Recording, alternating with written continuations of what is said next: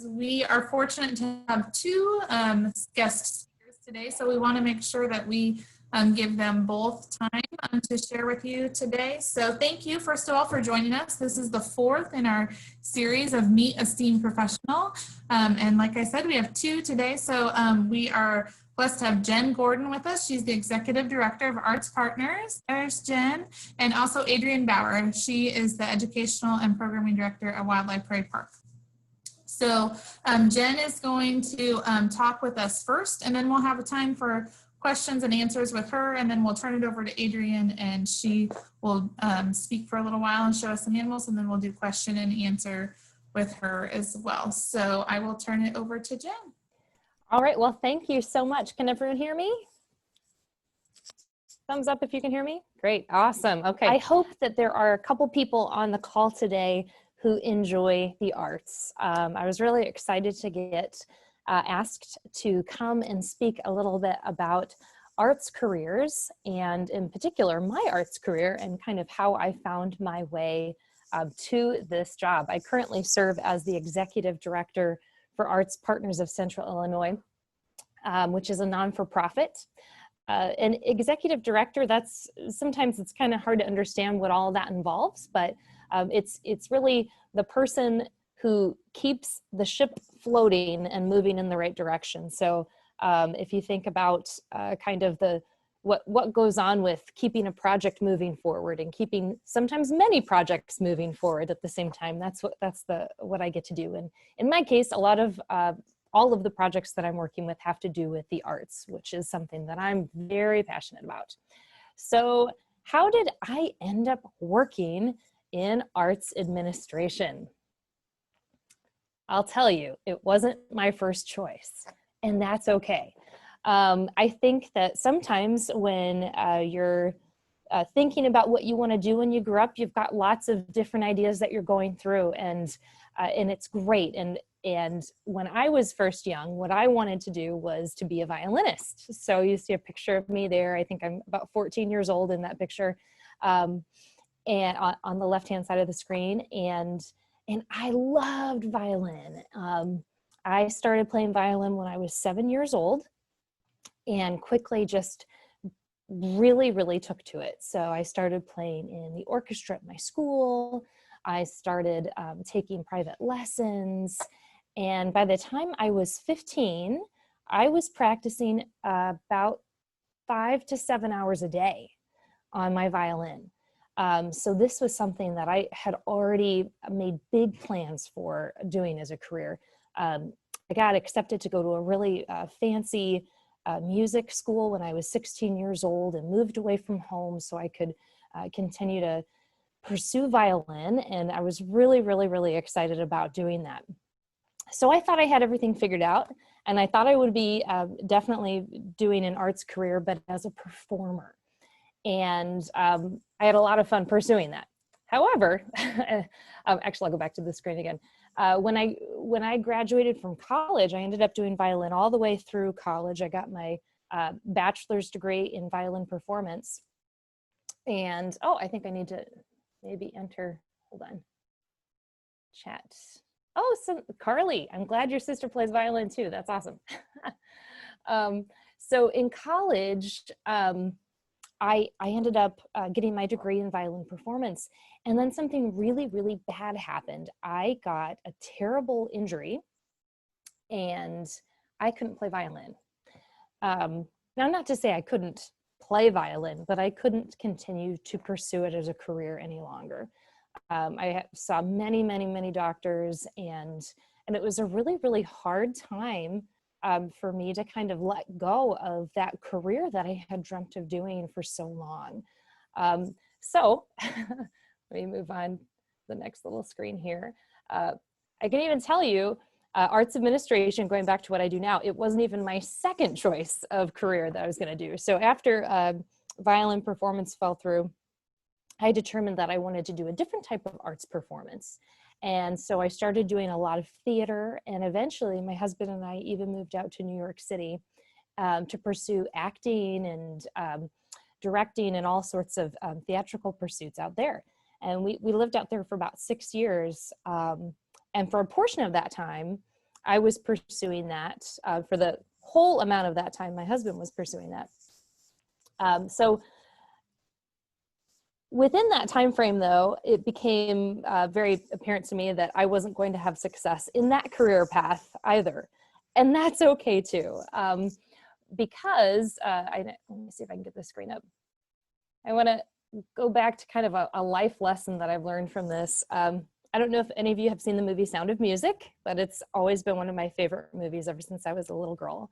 And I love the quote from Sound of Music that Maria says after they've told her, you're never going to make a good nun. You need to go out and do something else. And we think you should go and be a governess. And she says, when the Lord closes a door, somewhere he opens a window. And one of the things that I learned was that I didn't want my dreams to hold me hostage. So don't let your dreams hold you hostage, pursue them, but be open to new opportunities along the way. I'm so glad that I pursued both violin, something that will always be near and dear to me, and acting, because along the way, I found this career niche in arts administration that was really a really good fit for me and something that I enjoyed. So what I ended up doing first while I was in New York City was working at a big piano company called Steinway & Sons. And that was really my first point of engagement with arts administration. And I got to work with artists from all over the world, which was amazing and great.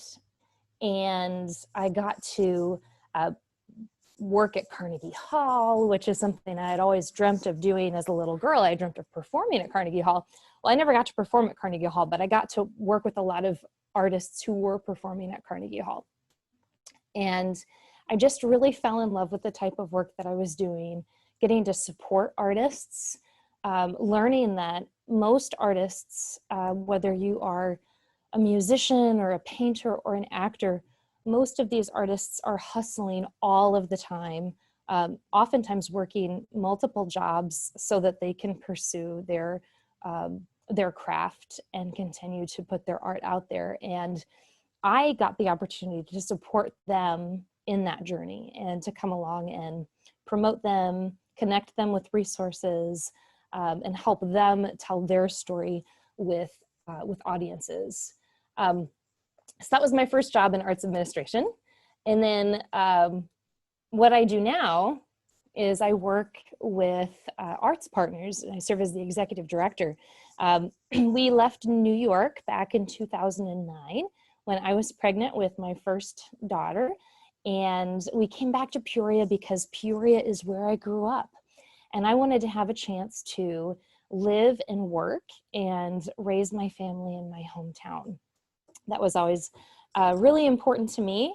And when this job opportunity became available, I applied for it and was really excited to get to come back to Peoria and live and work here. So I've included a couple pictures of what my job involves.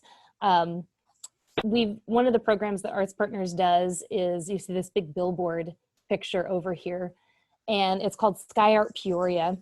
And it's so much fun because this is a way that we get to connect local artists with our entire community. We take images of their artwork. So you see this lady, Jackie Music, she had made a beautiful embroidery pattern here. And she took a photo of it, and then we got to blow up that photo on a 40-foot by 11-foot billboard.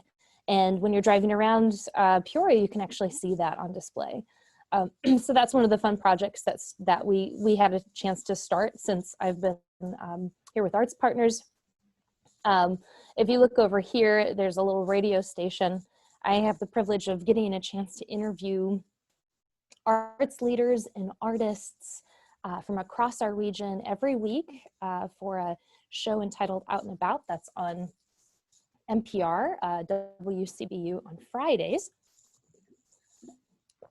And that's a lot of fun. It gives me a chance to continually learn about what these amazing artists and musicians and performers do every day to make our culture and our community here in Peoria more vibrant and more unique. Over here on the right-hand side, you can see this little picture of this cute little 2-year-old. That was a picture of my now 5-year-old Josie at one of our annual events that we do called Ignite Peoria.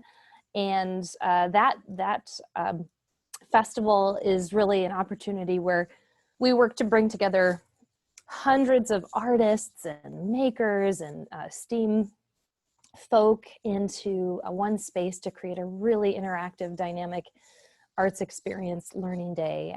So anyway, she found a really cool little booth here and got to spend a lot of time painting this elephant here. She loved it. And we also just organize new things. We're constantly trying to see what the needs are of our local arts community and to support them. So you see this picture of this group called Projects. One collaboration we developed earlier this year was with the Convention of Visitors Bureau. When we all went into quarantine, we developed the at-home sessions where artists could film themselves directly from their living room, and we could kind of promote that messaging of sheltering in place, but having fun while you're doing it. And we had an opportunity to raise some funds for first responders and for the musicians involved. And it was just a really, really great thing. And then over here, you see the sculpture. I'm also wearing my Sculpture Walk Peoria t-shirt today. That's another one of our projects that we oversee at Arts Partners too. And so that's been really, really gratifying to work with so many different civic and regional entities, artists from all over the country, to bring in their work and to place it on the streets here in downtown Peoria. So that's a little bit of our programs that we do at Arts Partners. And as executive director, my job is to really keep all of the teams in place. And I get to work with the board of directors, which is a fancy way of saying several bosses.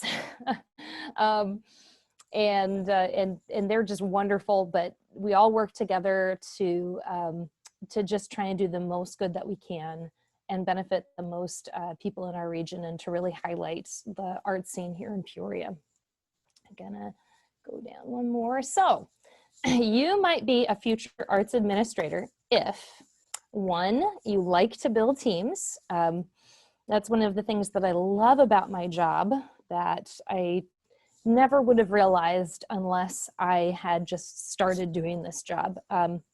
When I was pursuing performance as a violinist, I spent so many hours growing up in a practice room by myself.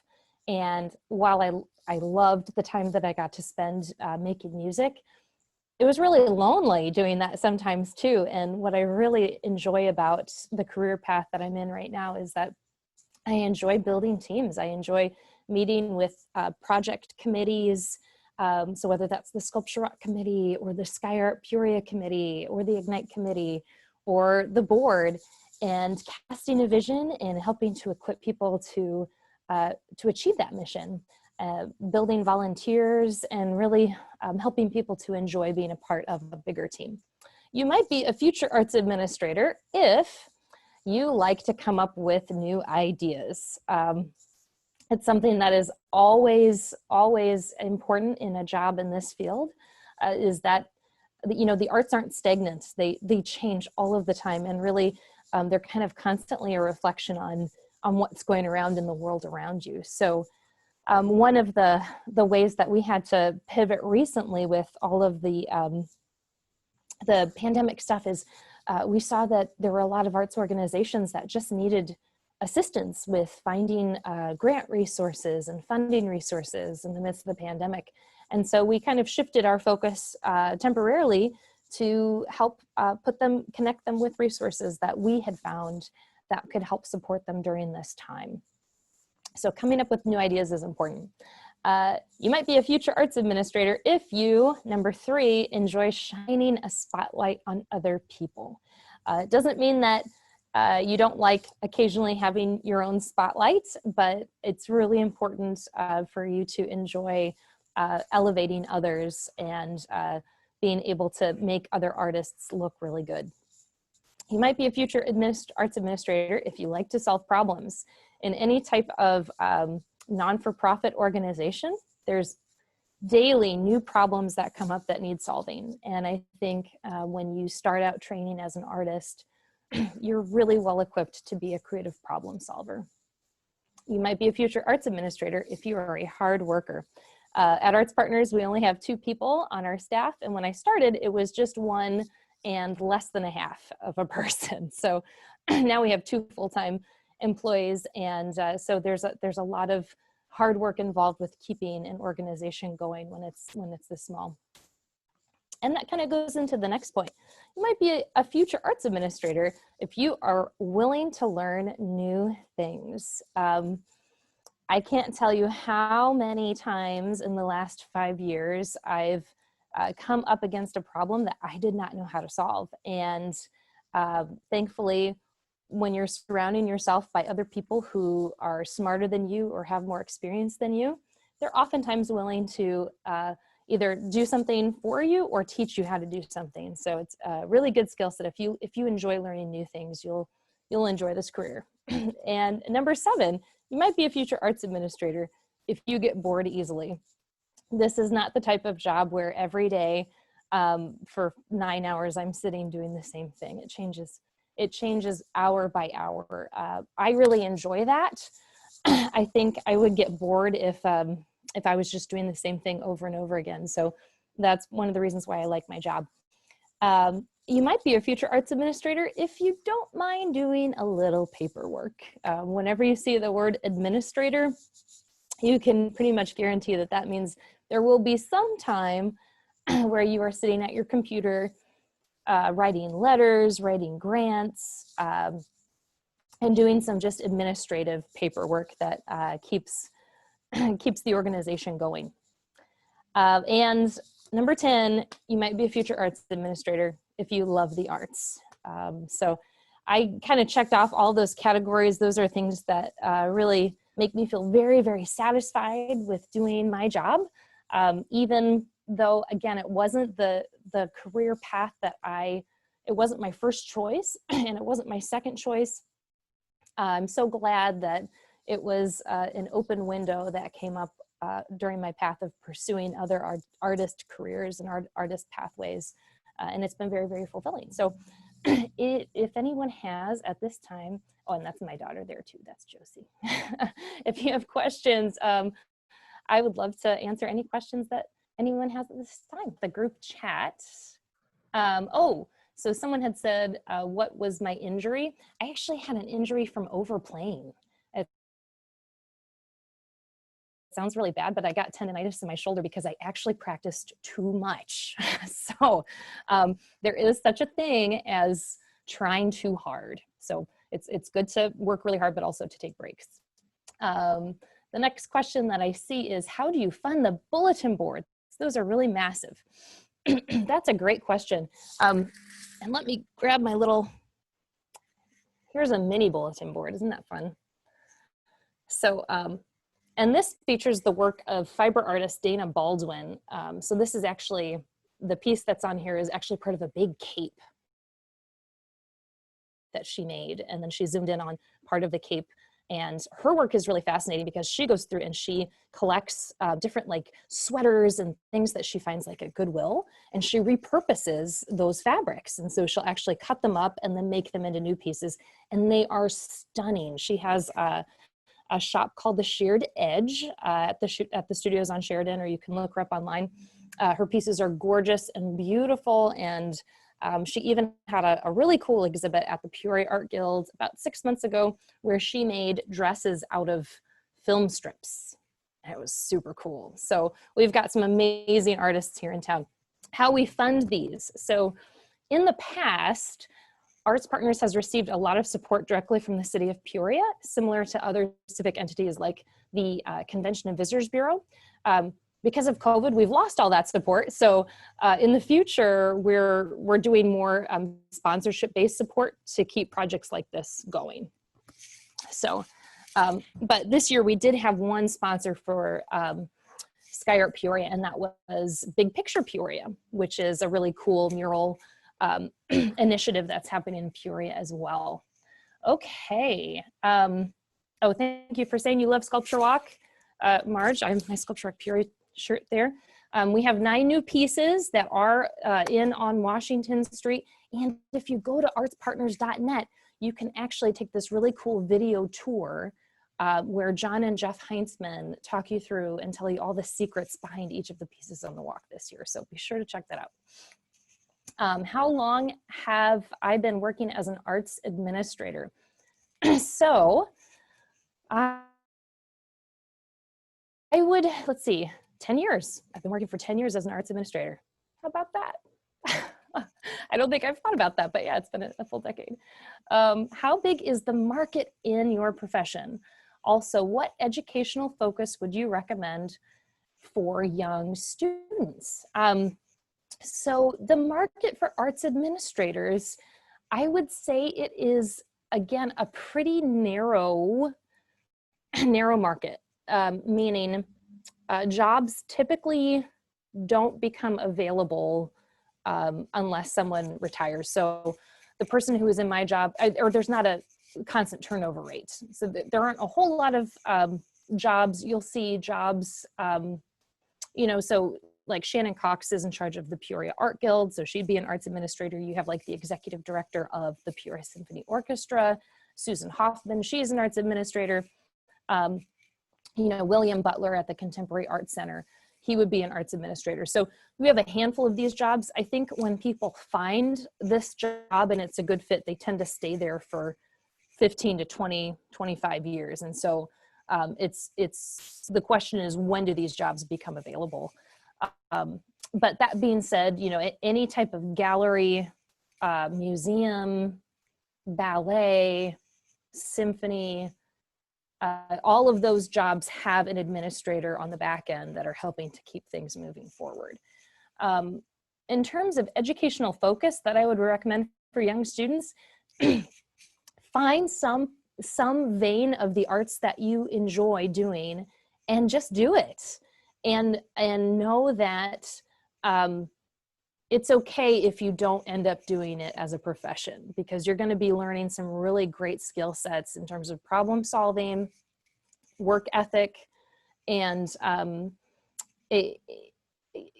even just like developing passion for what you do that can translate into any profession. So one of the best things that a teacher of mine said, my violin teacher said to me when I was, you know, practicing hours and hours a day, and she said, Jen, it's okay if when you graduate college, you decide to do something else. It's okay.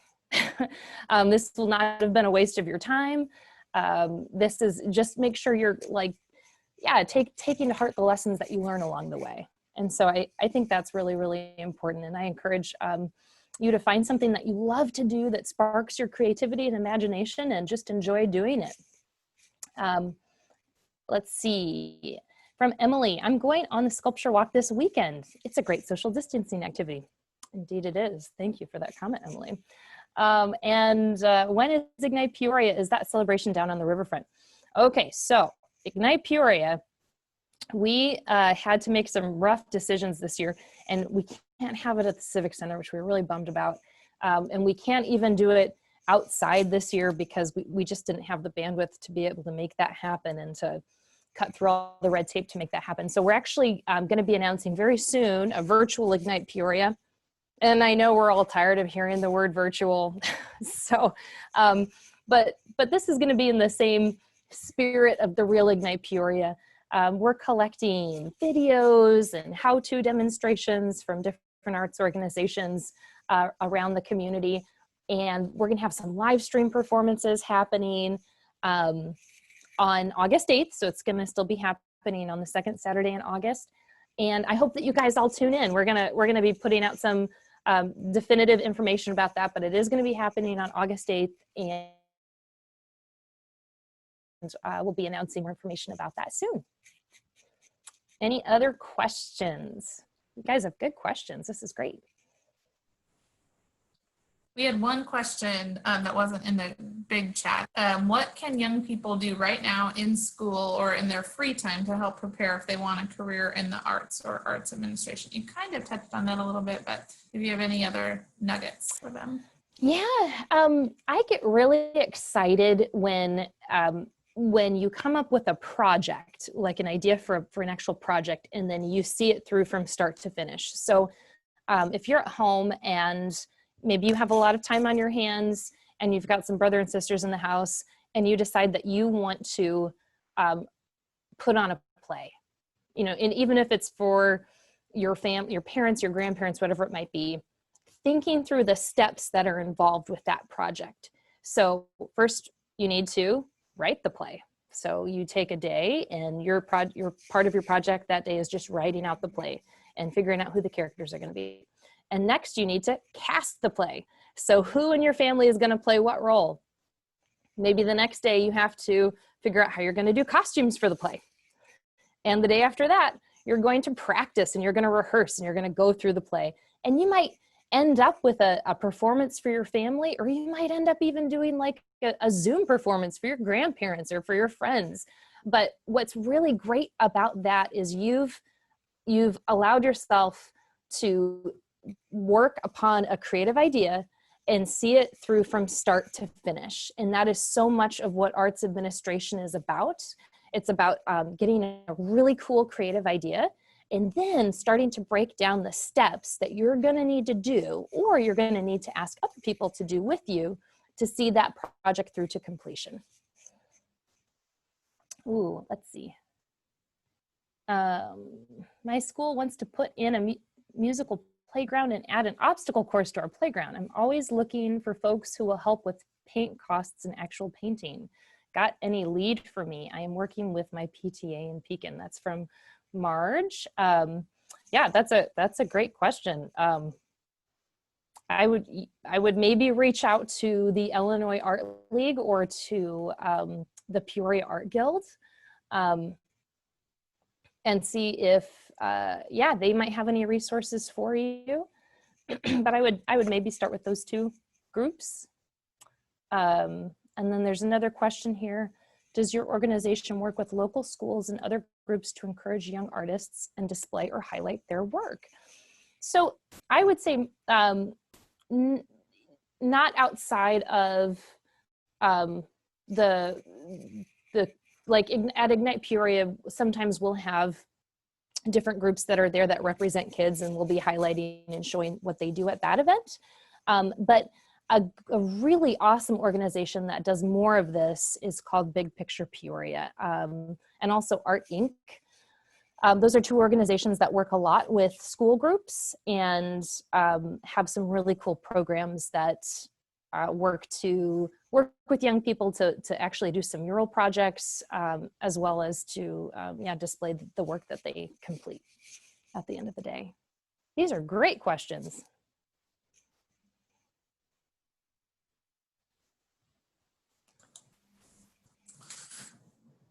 Okay, any final questions for Jen before we switch over to Adrian? You can always put them in the chat too, and we can get to them if you think of them later. But Jen, one of the things you said I thought was just super powerful for the kids was when you were talking about not letting your dreams hold you hostage, to just be open to new opportunities. I think sometimes we put a lot of pressure on kids to know really early in life what they want to do. And so hopefully all of you that have been tuning into all these different careers have seen that so many of our speakers have varied paths in how they get to the career they're at now. And so I think it's just really important for kids to be open to trying new things, and it's okay to know what you want to do when you're young, and it's okay to not know. So thank you for sharing that, Jen, and for all your words of wisdom. That was great. Thank you. Yes, thank you. So we're going to kind of switch gears from the arts into careers that tie in with animals. So Adrian, we're going to switch over to you. Thank you for being patient in our first half, and we're excited to hear from you as well. Well, thank you for having me. Can everybody hear me okay? Think so? Good. Okay. All right. So my name is Adrienne Bauer, and I'm at Wildlife Prairie Park. I recently just had a title change, so I am now the Director of Wildlife. Doesn't really change what I do here, but that's just my new title here. When I was young, I knew I wanted to work with animals. I was the kid that I think stray animals maybe just gravitated towards me, and I brought every single one of them home. Um, my parents were always very supportive and kind of allowed me to do that. So I guess that would be my first road down, or my first introduction to going down this road as animal care being a passion of mine. I wasn't sure exactly where I wanted to go with it though when I was younger, and so I started looking at different options. I volunteered at animal clinics and learned really quick that being a vet was not something that I wanted to do. I loved animals, but there comes a point where at a vet clinic, you're seeing a lot of animals that are sick or injured fairly frequently. And at a young age, that just wasn't something I was very interested in, was the emergency animal care side of things. So when I started at Southern Illinois University in Carbondale, I entered their zoology program. And the nice thing about SIU is that they have the zoology program, but they also have a wildlife lab. They have agriculture, they have forestry, they have fisheries. And so there's all these different aspects of zoology, biology, animal care that you can explore when you're there. So I was lucky enough to enter the Wildlife Cooperative Lab, and I did research for them. While I was there, I did a research project for swamp rabbits, and I did a raccoon breeding survey. I thought both of those were a lot of fun. I really enjoyed being outside and learning not just the biology side of things, but also I learned how to climb and how to rappel. So that was kind of neat to be able to learn those other things as well. When I graduated from SIU, what I didn't realize though is that finding a job as a zookeeper is not super easy. It's a job that doesn't have a super high turnover rate. Once you get a full-time keeper position, a lot of animal keepers stay at that position for a good 15 years or more, or until maybe there's an injury that just doesn't allow them to continue with the physical demands of being an animal keeper sometimes. So I was applying to all different kinds of places, and either I was being told I didn't have enough experience or that it just wasn't going to be a right fit with more of a research side of my background than a zoo side of my background. So I moved to Fort Wayne, Indiana with my husband, and he started his master's program. And while he was doing that, I decided I was going to go back to school and get another bachelor's degree for education. The thing I liked about that the most is that what it does for me now is allows me a better opportunity of teaching environmental aspects and connecting with people in a more meaningful manner. Knowing the information and then knowing how to appropriately write a lesson plan, engage with your group, and teach it are two totally different things. So I wouldn't say that I use my teaching degree on a regular or daily basis, but I definitely see the benefit in adding that to my background. So that was what I did there. And since I was near Fort Wayne Children's Zoo, and it's an amazing zoo, I volunteered there for a little bit, and I learned from them that you really need to volunteer and get some time in at various different zoos so that they have an opportunity to see how you work and have an ability to trust you. What I've learned over the years is with the zoological collections, these animals are held very dear to the care staff that are taking care of them. And so when they're bringing in new staff members, they're bringing in interns, they're bringing all these people in, it's all about trust. They need to know that you can read the body language of the animals, you know where your limitations are, and that they can trust you with the animal collection. So when we were wrapping things up in Fort Wayne and we were getting an opportunity to move back here to Illinois in DeKalb for my husband to do his PhD, I heard that Wildlife Prairie Park was hiring, and I had done my internship here. So I reached out and I interviewed, and I did get offered a position to come back here to the park as an animal keeper. So it was about a 2.5-hour drive daily from DeKalb one way to get here to Wildlife Prairie Park. But that was just something that I was so excited that I had the opportunity to do that I was willing to make 5 hours in a car work. And I have 4 children at home, so it definitely had its challenges at the beginning there, but it's not something that I regret or that I would ever have changed. Since I've been here at the park, I've had an opportunity to advance from being an animal keeper to being the animal curator, and then to being the director of wildlife here. So what I've done since I've gotten here at the park is, as I said, I started as an animal keeper. And while I was animal keeping, I just had a lot of questions and desire to really see the animal collection be better in any way that we possibly could make it. And so I got the opportunity to go to U of I and speak to their staff there, and we were able to form a partnership with them.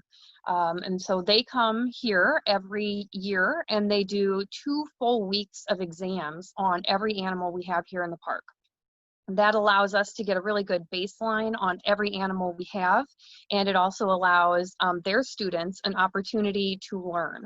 So as their students are finishing their PhD program, they have to do an externship outside of the university for at least 2 weeks, and this kind of fills that for them. So it's a really great learning opportunity, not only for the students there, but for our staff here as well.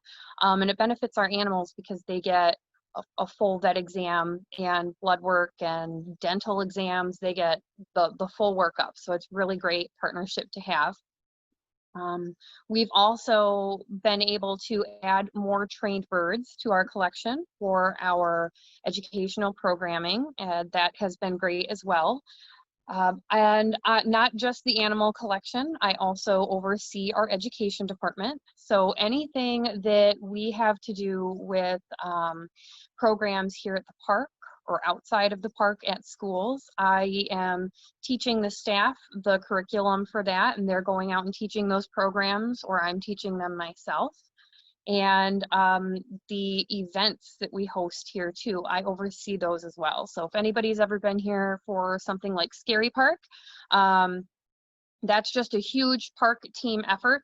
And even though it's not directly tied to the animals, that event brings in revenue that the park is then able to put back into our animal collection. And so the one thing that I would say I absolutely love about this place is it is never the same thing every day. We have an opportunity to learn something new, to try something new, meeting new people, having new animals come into the collection. So it's always something different. And I'm still able to use the degrees that I obtained while I'm here. And so it's just been a really great growing experience from the beginning of an intern here and then turning into being one of the directors here at the park. And I'm gonna actually grab one of our animal ambassadors to introduce to you guys. This is one of my favorite animals that I was able to work with as an intern and then be able to return and continue to work with her here too.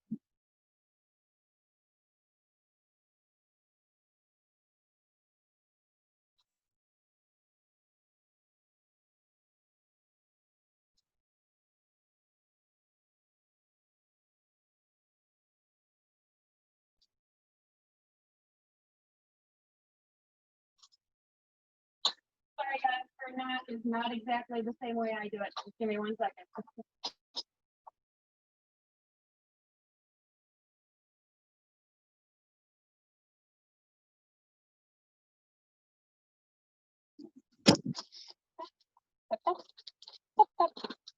Okay.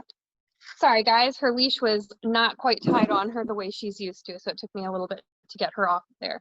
But this is one of the things that I have always loved with being able to be here, is that I've had an opportunity to continue to learn as far as the animal collection. So I've had an opportunity, I always started out with domestics, but I've had a chance to learn how to do herd management since I've gotten here. I am one of the main people and I hold all of our permits for our birds. So I'm the master handler for all of our birds of prey. Yeah. For our bald eagles as well. And then I also hold the permits and the ability to handle our venomous snakes as well. So that's kind of an interesting thing, and it will allow people to go further from here. So when we hire our interns and bring them in, we give them the same opportunities that I've been given here, and I try and introduce them to every different type of animal here and all the different types of training that they can do as well, so that when they leave their internship here and they go to look for other opportunities, they see that there's a lot of different avenues they could take. If they want to continue with forestry, we will focus more on our native collection. If they're looking more towards agriculture, we'll focus more on our herd animals and our animals that are down in our farm area. And then we also have the opportunity for students to focus on maybe the reptile collection as well. That one's a little unique. Not everybody has 40 different types of reptiles that somebody can learn and work with in one location. So that's a little bit about what I do here. And I am happy to show you guys some more of the animals if you would like to see them as well. We have quite a few here. I am in our education building, so I wouldn't be able to show you guys anything like our bears or bobcats, the large mammals, but I'm here with some of our birds. Ollie is very excited. She definitely wants to talk today. She's usually not quite so chatty during programs. Let me set her down and we'll look at a couple. Adrian, I don't know if you can see the comments, but there are several of the kids are commenting how much they love the owl. And one person asked what kind of owl she is. So Ollie is a barred owl. She's really common in the area. They're the ones that make the sound that sounds like who cooks for you, who cooks for you all. That hoo hoo hoo hoo. They're super social, and so if you get really good at that barred owl call, they will call back and even come in closer to see what you are or who you are. So Ollie here is an imprint. So she calls to us, talks to us, looks for us because she is not quite sure if we're owls or she's a person. So she's just a unique case because she's a little confused.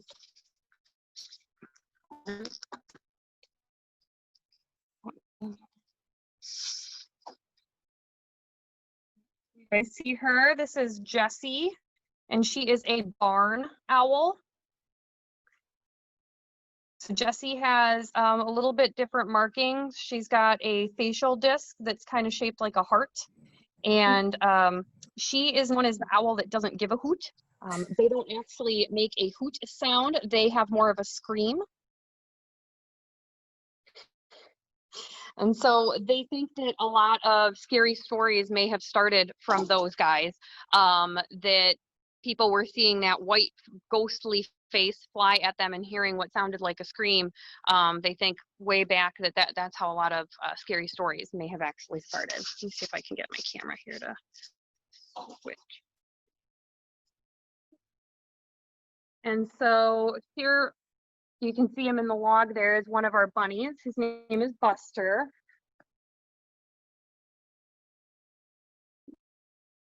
And he has a friend named Lulu. It's right here on the other side. So we use both of these guys for our education programs because you can't have a cottontail rabbit, the wild rabbits. They are very nervous animals, and unfortunately for animals that are really nervous and high energy, they can go into something called capture myopathy, which is they just become so stressed out from being held or used for programs that they actually pass away from the elevated stress levels over time. And so we have domesticated rabbits here that we teach with to avoid that issue. And then we have our lovely friend here. He is a park favorite for everybody. You guys see him in there? That is Tank, our striped skunk. And Tank here is about 8. So he is reaching retirement is what we call it for him. So he no longer goes out of the park and does programs anymore. He does all of his programming here in the park with us so that we can be sure he's not having to travel or getting stressed. I would love to show you guys our really big snapping turtle, but I can tell he's been digging and his water is really murky. So we're going to try and take a look at the one that maybe hasn't made as much of a mess here today.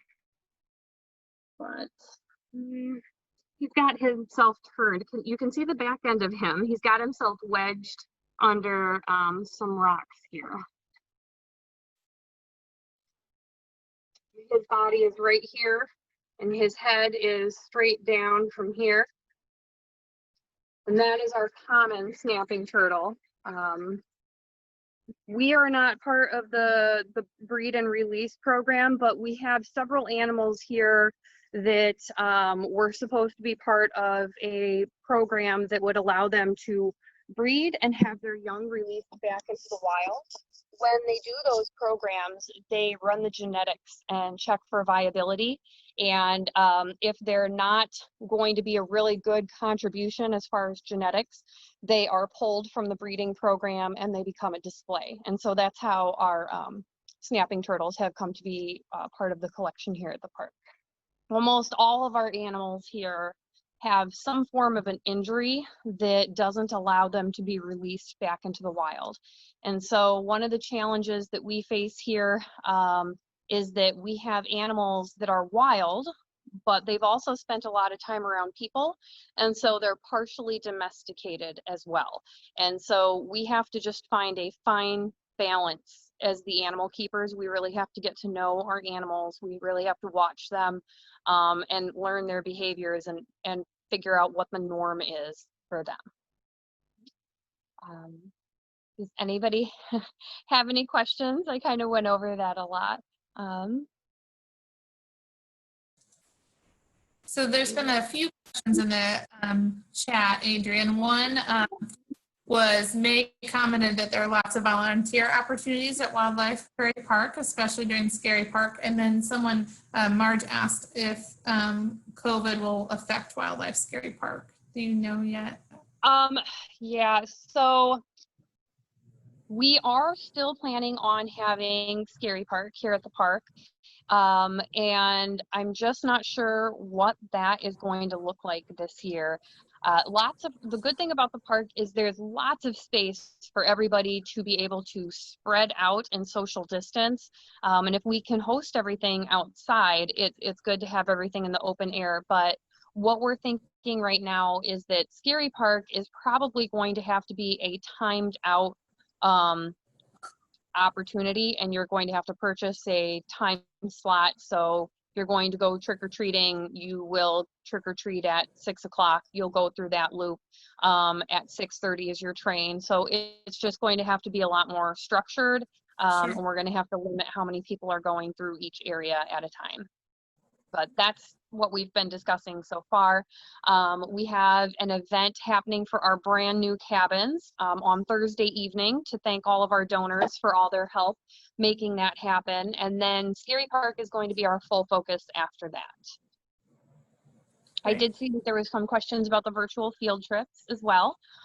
We are working on those, and I am working with some of our volunteers as well to make sure that we cover all the different content that teachers are looking for, and we're able to provide that virtual field trip support starting next month.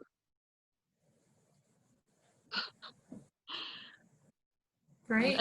Was there Any another other questions for Adrienne? I would definitely recommend anybody who wants to be an animal keeper in the future, or any kind of animal care, that it's never too early to start looking into volunteer opportunities, and always be looking for chances to continue to learn and grow. We're always learning something new with animals, as far as what's a better enclosure design, what's a better way of changing behavior. And so it's just a really good opportunity to continue to learn and network. The more places that you're volunteering, the more chances that you're meeting new people and learning about additional opportunities. You're hearing what they've done as far as volunteering. And so it's just a really good way to network and learn new things. And I see a couple people. Earlier was talking about her pets, and she actually had a rabbit on her lap for a little while when you were showing the rabbit. So I just wanted you to know that she had it there in case you didn't see it. And May put in the comments too, she's one of the founding master gardeners of the Kim St. John Butterfly Habitat and the 4-H leader of the Spin Club Garden. And she would love to have more animal encounters at either of those locations in the park. Yeah, definitely. There's a lot of opportunities for the animal keepers and our educators here to work with the butterfly habitat and the garden. There's all those fresh fruits and vegetables that come out of the garden that we do use to feed the animals here at the park. And being a nonprofit, it is fantastic to be able to alleviate that bill from the animal department. And we also then know where those fruits and vegetables are coming from. We know that there isn't pesticides on them, so it's a little bit more of a comfort level too for our keepers and our veterinary staff, that we know exactly how these things have been treated from the beginning to the end. Yeah, great. And May, I didn't ask you this earlier, but I would be so sad if I didn't give you an opportunity to talk about the 4-H garden if you want to. May is the leader, as she mentioned, of the 4-H Great Learning Garden that happens out at Wildlife Prairie Park, and it's a great opportunity to volunteer and learn about gardening and get more involved in the park. So May, if you want to share anything, you're welcome to. Well, anyone that's listening to this that wants to be involved in the 4-H garden, we're always looking for new members. Now this year, of course, because of the coronavirus, we've had to have our meetings on Zoom, and we've had a lot of lessons already, which Judy's children participate in, and we have a lot of fun. When we're working in the garden, we have a lot of laughs, and we have a very creative group, and we put together art displays as well as do a lot of vegetable gardening to feed those park animals. So we really miss being out there this year. We've had to kind of switch all of our focus to what we're going to plant this fall, and we have a lot of different crops that we're going to try to get in when the weather gets a little cooler, like a lot of spinach and greens that need not summer weather, but some cooler fall weather to make it work. And we just would love to have more people join us. Anyone watching here would be welcome to join with us. We have a Facebook page that's called Wildlife Prairie Park 4-H Great Learning Garden. And if you would like to join that Facebook page, you can see lots of wonderful pictures of other gardening experiences and art that we have created over the last couple years. And I think you will enjoy seeing that, and maybe it would encourage you to also get involved as a Wildlife Prairie Park volunteer. Lots of fun. We have lots of fun. Great, thanks, May. And Audrey said, how do I join? So Audrey, I will send you an email information on how you could join the club. It's a lot of fun. My kids love it. That's wonderful. Thank you. And anybody that's interested in volunteering for Wildlife Prairie Park, the information is on our website to be able to get a hold of our volunteer coordinator, and we can meet with you and get you set up with whatever department it is you're interested in. Adrian, one other question. What skills would you say are most important for somebody who is going into your career path to have? You need to be able to be flexible and work as a team. Even though animal care, sometimes you're off on your own and you're doing the majority of the care for the day by yourself, you always want to be able to have a good team that you can rely on for help. For example, you don't want to unload 50 bales of hay by yourself. It's good to have a group that you can rely on and some help carrying things, picking things up, just even simple things. But for big issues as well. So an animal is not behaving normal at all, and before you rush and call the vet, you want to be able to rely on your other team members to come over and observe the animal and kind of give an opinion on what they think might be going on as well. It's also important, and this one's very hard. I still have challenges with this one as well. It's really important that as you progress with animal care, that you have to set aside your own feelings and your own attachment to the animal sometimes and think about what's best for them. So if you have an animal that's older and it's just no longer doing well, it's best to think about what's best for them rather than where your own feelings lie with that animal. And that's always difficult.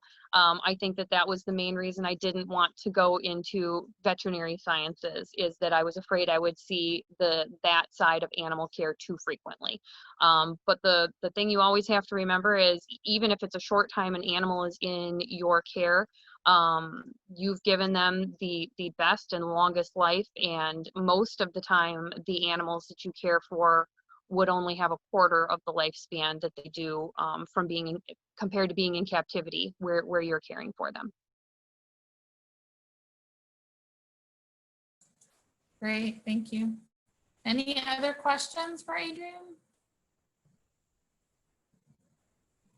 Emily has put some of the links, as we've been talking about. The link to Wildlife Prairie Park to get to their volunteer opportunities is in the chat, and we'll send these all out to everybody as well as the Great Learning Garden Facebook group and those things as well. Adrian, I really liked what you said earlier when you were talking about when you were looking for a career that that it was really important for the people who were hiring to be able to trust you, and so to get familiar with the places that you're interested in. I think that is really wise. And so the more opportunities you have to volunteer or do an internship places, you can get to see not only what the keeper's daily life is, but also, get to build those relationships. And several of our presenters over the weeks have really talked about the importance of relationships with people and animals. So I think that's really great. Thanks for sharing that. And you're getting comments in the chat as well. Thanks for the presentation. Love the animals. They're always a hit.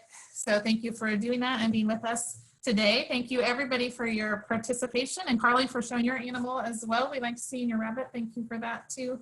We have one last session left next Wednesday, which will be about Erica Gett, who works at the USDA lab, and we'll be talking about her job as a scientist and the work she does with insects. So if you're interested in bugs, that will be a fun one to experience next week. Great, well, thanks everybody for joining us, and thanks Adrian. Have a great rest of your day. You too. Yeah, bye everyone.